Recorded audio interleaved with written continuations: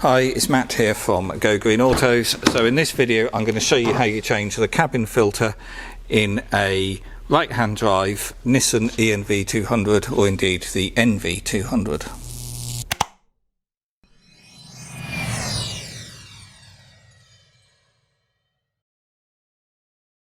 So on right hand drive vehicles everything is done on the passenger side because the cabin filter is behind the glove box here inside the dash, and all you're going to need for this job is basically a Phillips screwdriver.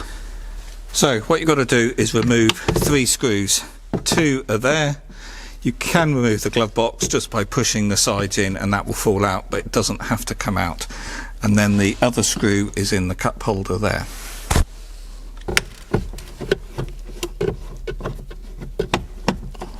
And you can help it a little bit by removing the door rubber here, but pulling this out is going to pull that out anyway. So yeah, you could help that just by removing that, and then you're going to get hold of this plastic trim and pull it this way towards your passenger seat.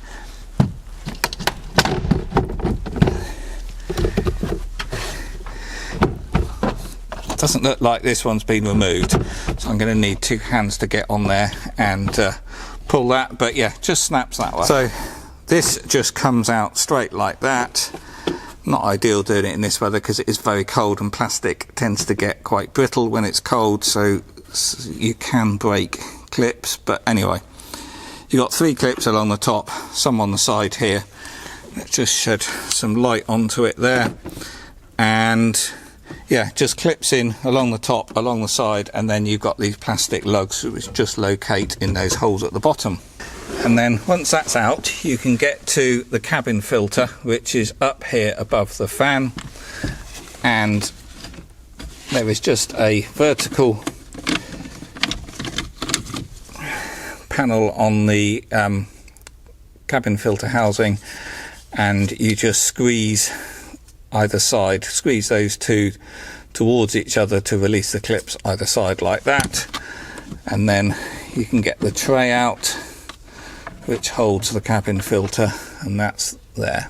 So looking at this one, it is quite dirty, and this is a genuine Nissan one, and it has an arrow there saying up. However, I have a feeling the aftermarket ones generally have the arrow in the airflow direction, which will actually be down. But anyway, this one is a carbon filter, so they are grey anyway, whereas most of the aftermarket ones aren't carbon, but that doesn't make an awful lot of difference. It's far better you change it more frequently. So yes, I've got a blueprint one here, and you'll see here the arrows show airflow. So I need to have a look up here. I've got a feeling that airflow is going to be down. So yes, your air is coming in from the top below the windscreen. So yes, in this case we're going to be mounting that way because the airflow is down through it, which obviously is the same because yeah, we can see the dirty side was at the top, so dirty air in at the top and filtered clean air out the bottom. So we want to fit that one the other way round, arrows going down, which I wouldn't be surprised actually if these are printed wrong on the original ones, but I'm sure it doesn't make an awful lot of difference. But anyway, stick your cabin filter in there, just make sure it's sitting in that tray properly. There is a tiny little tags which sort of just grip the edges, and then put that back in reverse. So before you put this back in position, one thing you need to do is remove this end panel first, and that's just a simple case of getting your fingers in there and just removing it by pushing these clips down.